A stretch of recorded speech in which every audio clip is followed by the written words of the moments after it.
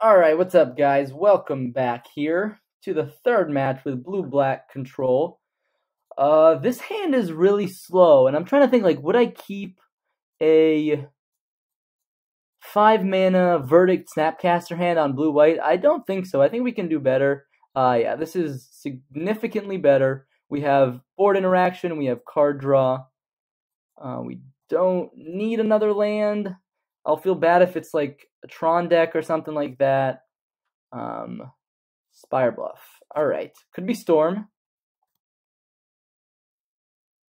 Storm, definitely not the easiest matchup. Play a Delta. We'll pretend... Hey, they scry to top or bottom. So we both scry to bottom. So Storm is the kind of deck that's going to be really hard to beat because we can't really apply pressure at end step.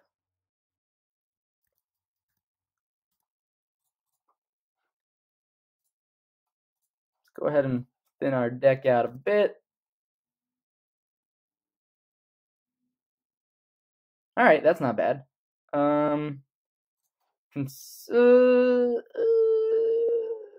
If they like Baral with Remand backup, I guess. That might have been a bit. I probably should have just played the Delta. That was a sketchy shock. I could have even just played the Swamp. I just dealt myself 2 damage for no reason. Alright, Storm. Let's play this game a little bit.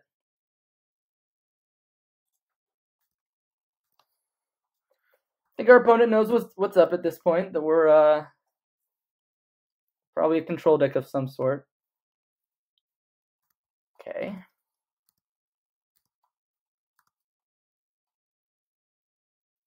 Gearhulk, that's a clock. That's an instant speed clock. If the game keeps going like this is great for us. Alright, if my opponent wants to go Gifts Ungiven at end of turn, I am okay with that. I don't actually have an answer to gifts. I will leave Mana Leak on top.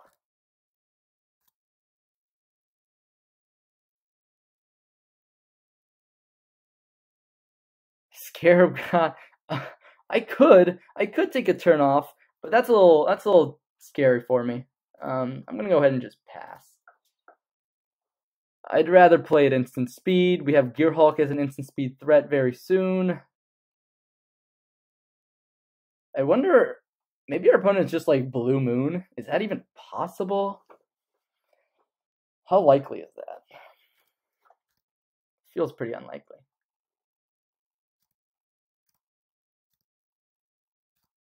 How likely is it they're on like Resto, or not Resto Kiki? What if they're on like Pestermite Kiki?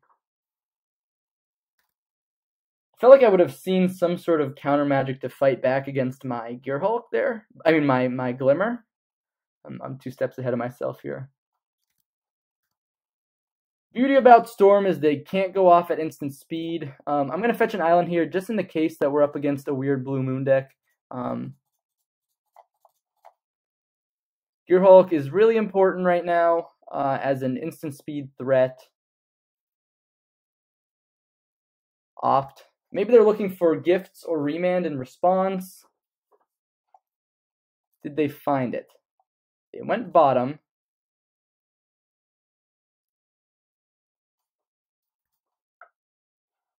Alright. Feels like we're playing standard here. Alternatively, they could remand the Glimmer. They choose not to, which makes a lot of sense. Let's go bottom the Seer Visions, top the Cryptic Command. And we drew a Seer Visions anyways. So I would like to keep up both Mana Leak and Cryptic Command. So that's why I didn't want the Serum Visions all that much. I will just go to my end step here. Discard. Although I guess I could have just discarded the Serum Visions.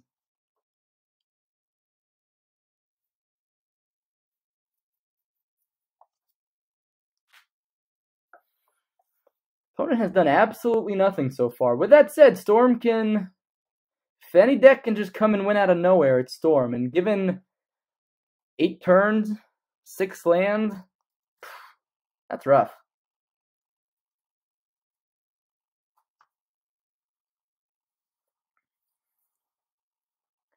I could burn one of these Cryptsticks to try to set them back a turn.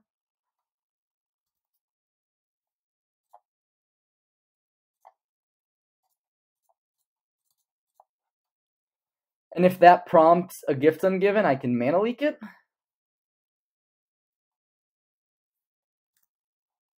And that's another instant speed threat. Alright, we hit a land, so we don't have to discard again. So Snap plus Creeping Tar Pit next turn is lethal. Alright. Can we do it? Alright, are they going for it here? Storm Creature number 1.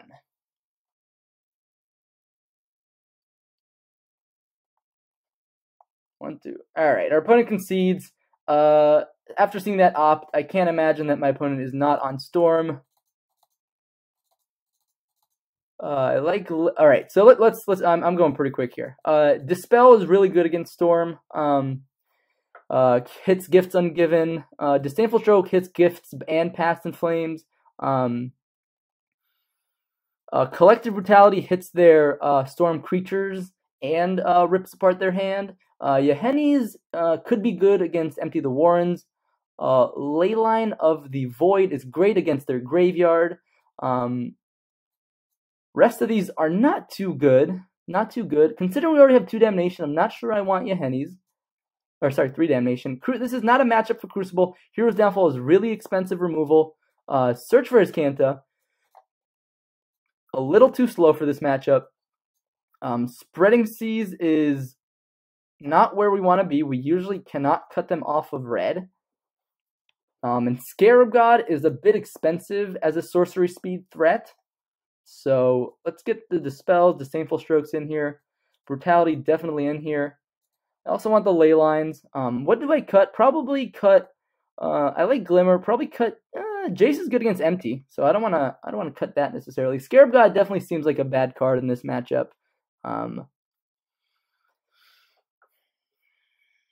Mana Leak is just okay if we're bringing in all this counter magic. Maybe we don't need that as much, but it could be useful.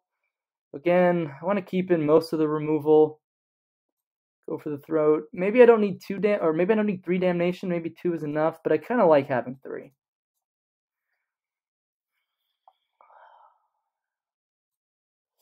Cut a Cryptic. It's pretty expensive, and we already have all this other counter magic. Yeah, I like this. I'm okay with this. I feel like I have answers to almost everything Storm can do. It's just a matter of actually winning the game that might be a bit tricky. But drawing that Gear Hulk was absolutely essential. So we have Push, Brutality, plus Glimmer to refill. I think this is a keep. And this is, of course, all under the assumption that our opponent is on Storm. We saw, 6 lands and opt from our opponent. So I'm not quite sure what they're on. Can't imagine it's not Storm, though. Again, we have removal for a Storm creature, we have Hand Disruption, and we have Digging for... Alright, so usually Shivan Reef means they're not on Blood Moon, I think. You guys can correct me if I'm wrong in the comments, but I believe we should be wary of Blood Moon. Because usually it's the fetchless version that doesn't play Blood Moon and the fetch version that does, and we saw mostly no fetches from our opponent, so.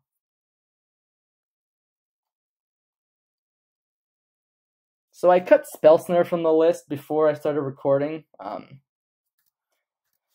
This is one of those matchups where Spell Snare is like an all-star. It hits so many relevant things. Okay. Blue-red. Baral. Sure.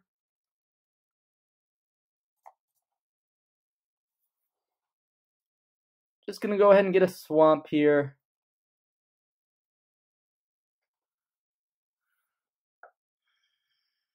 I guess I could get Water Grave. Like, I don't think my opponent is on Blood Moon here, so I'm gonna be a little aggressive.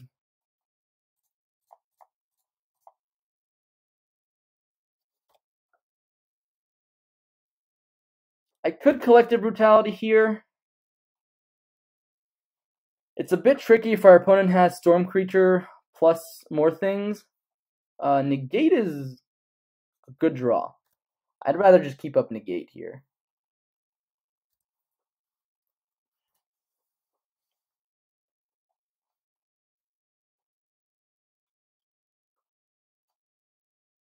Sleight of hand. Okay. I don't think I want to fight over cantrips.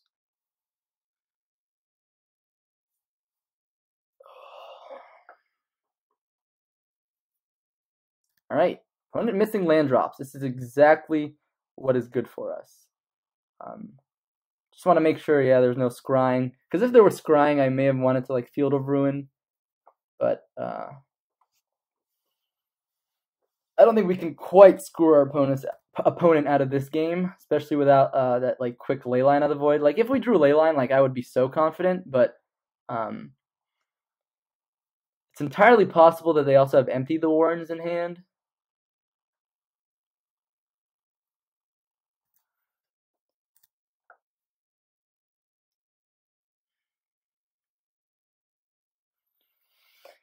Okay, alright. Things are happening. Probably just want to keep up Fatal Push plus Negate in case our opponent tries to go off at instant speed. I don't want a Collective Brutality yet because that means I go Shields down for a turn because Fatal Push doesn't necessarily stop them. So I could go Collective Brutality in like 2 turns. But this is the kind of game you don't want to rush and just lose.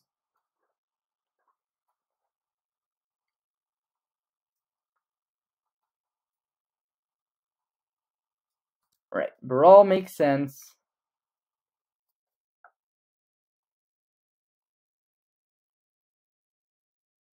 We don't have to make the first move here. Can wait till end step.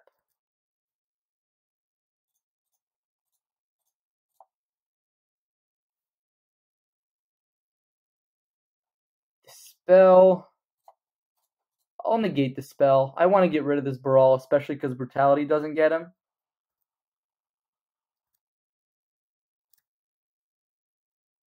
Nice. That was a great draw. Target opponent reveals his or her hand. Hopefully there's not another Lord in there. Oh boy, that's a lot of Lords. Oh. So Serum Visions digs the most. But Opt is instant speed. Well, I think I want to nab that Serum Visions. So I don't feel very good right now.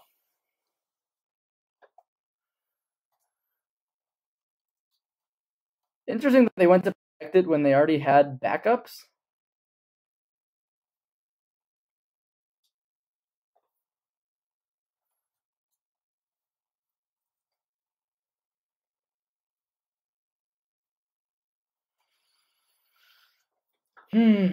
Oh man, is our opponent just passing here? Oh, that is so good for us.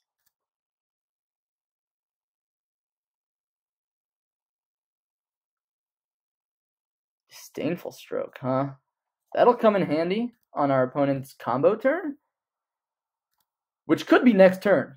Could very well be next turn. Alright, we don't know Opt anymore. Our opponent's going to have 3 unknowns in hand in a turn. Alright, 2 unknowns.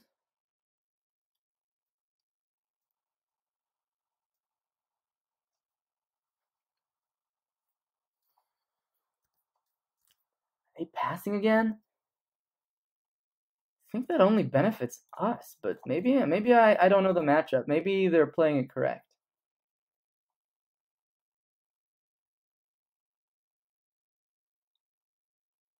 Ooh. Gifts Ungiven was a good draw. Gifts Ungiven was a great draw from our opponent. I guess I should have probably seen that coming. Alright, now the game gets fun.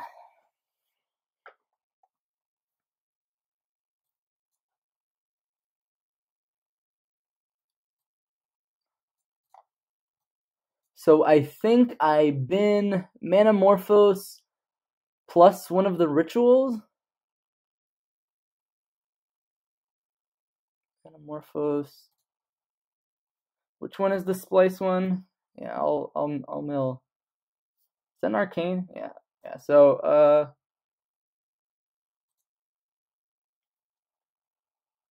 so they got Pyretic Ritual and Noxious Revival into their hand. So they can Noxious get back gifts, I guess. Leyline of the Void's a little too late at this point. If it like exiled on entry, maybe, but again, a little late. I want to find something a bit better.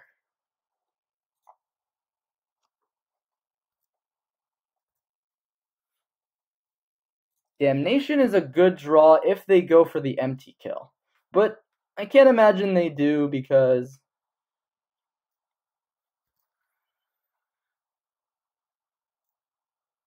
we're not attacking their graveyard. Usually they go for that plan when we like get a turn 2 rest in peace or we have a relic on board or something like that. They just flood the board. Still nice to have that damnation.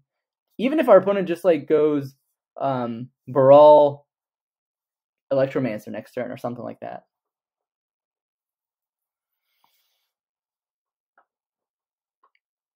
Alright, so they don't Noxious Revival. Serum Visions, okay. Our opponent's crafting for the ultimate turn. This is because they have a lot of time. I'm going to be honest with you guys. They do have a lot of time to get what they need going. Let's see how they scried. They went top, bottom. That is an Electromancer. I could go Snap Fatal Push.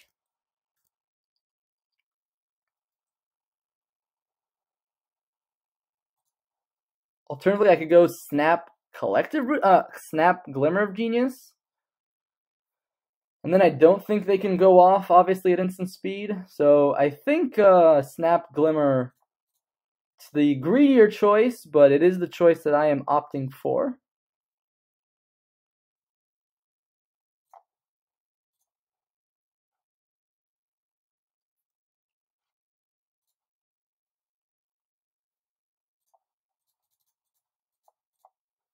I need to find more cards to combat what my opponent is doing.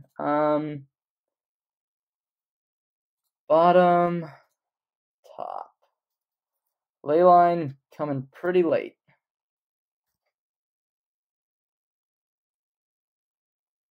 Another Cryptic? Sure.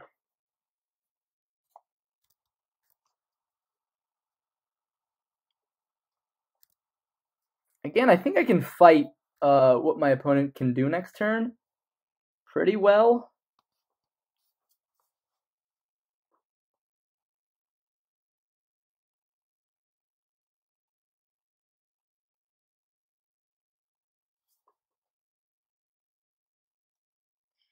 All right, so they're going for it. That is the ritual that we know about.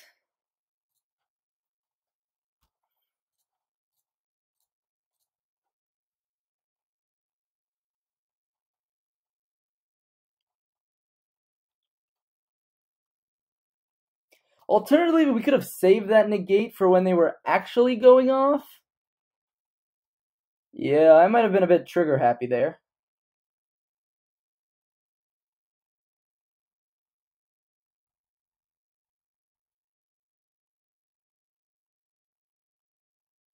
Yeah, I'm a bit nervous now. I might have just thrown the game. But we'll see. We'll see what our opponent can do here. We know two of their cards that aren't helping them combo necessarily. We can't stop that. Well, we could have Cryptic, but can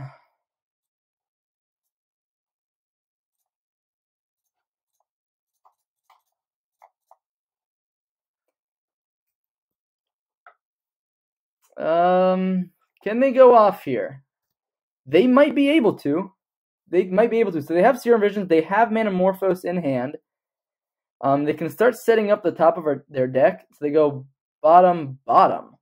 That's good. That's a good sign. It means they're going to have a random draw here with Manamorphose. So they have two unknowns in hand. Can they get there? Baral. Baral is great. I want them to overextend here because now Damnation actually does something.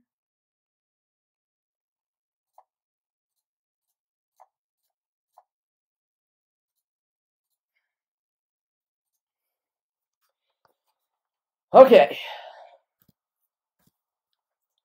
I feel a little bit better about where this game is going. Alright, that's a land.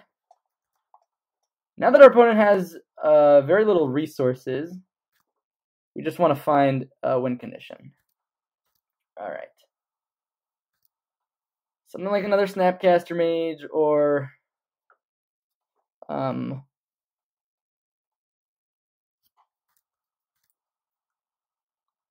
I want to go ahead and screw up their scries a bit, make their draws a bit less good.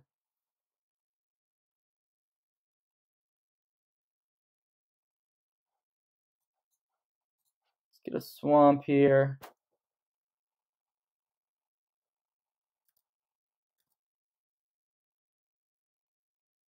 Untarp it, that's a win condition. Alright. I think both me and my opponent know that that was a great draw.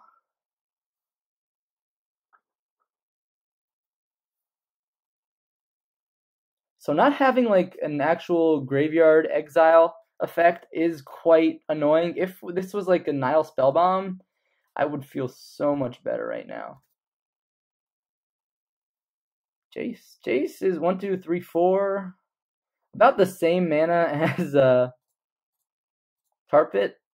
I think we just want to go for the kill here. We can still keep up Cryptic Command. We can keep up Stroke plus Push. I wonder if our opponent brought in Lightning Bolts in this matchup. It would be hard to imagine that, right?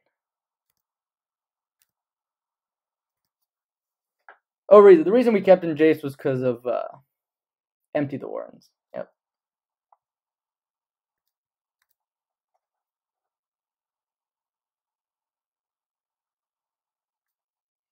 One, two, three. Past in Flames. I'm going to play around Remand here.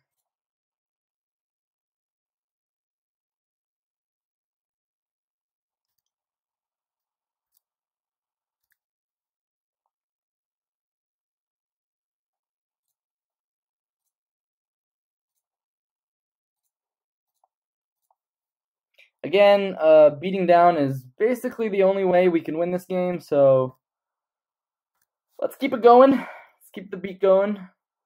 Here we can also Fatal Push plus Cryptic Command, which might be relevant. So they play another land. This means we can't quite play around Remand. So if they just have another Past in Flames, that is quite good.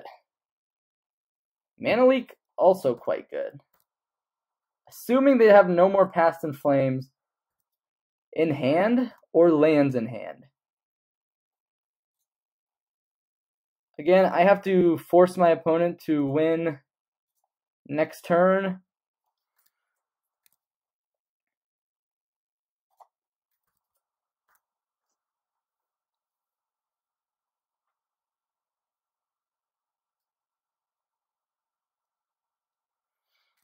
Okay, so ideally I want them to try to flash back Past in Flames. That would be the most ideal. 1, 2, 3, 4, 5, like land into flashback Past in Flames. That would be. Ooh. Does that play around? That's like a land drop, right?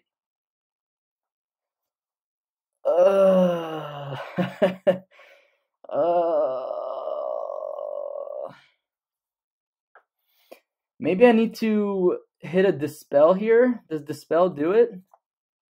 Because Mana Leak definitely doesn't do it anymore.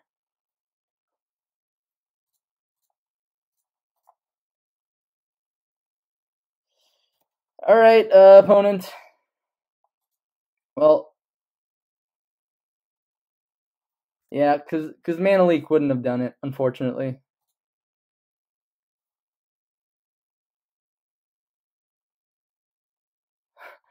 And there's a lot of rituals.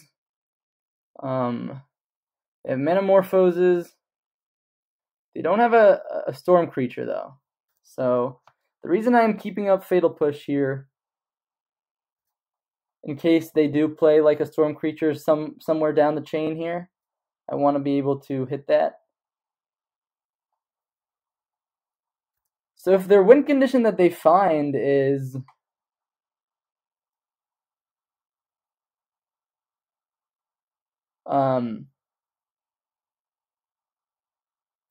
empty the Warrens, then we could still win. So that's the thing here. They have not shown us Grape Shot just yet. Man, losing with 7 cards in hand, that always feels bad, doesn't it? If only this was a Lightning Bolt, if we were Grixis. They could always just Noxious Revival too, I think, but looks like they don't really care for that. Green mana. Okay, so they're gonna Noxious now, I guess, for Gifts Ungiven. And then they can draw it.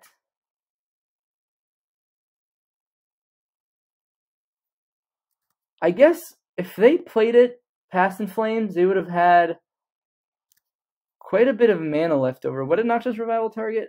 Baral. Okay. When they play Baral, I will Fatal Push it at the next possible instance.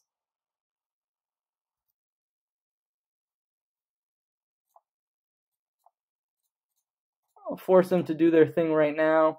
If we Mana Leak the first... Okay, yeah. Alright. Our opponent, well. Echoing Truth, huh?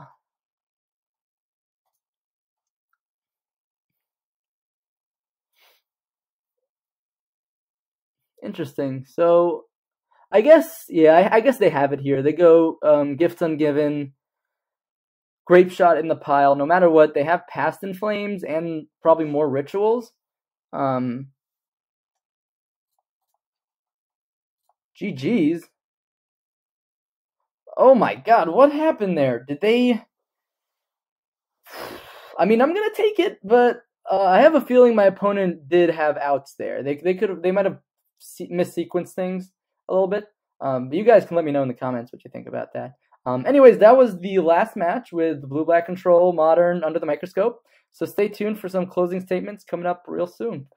Catch you guys soon.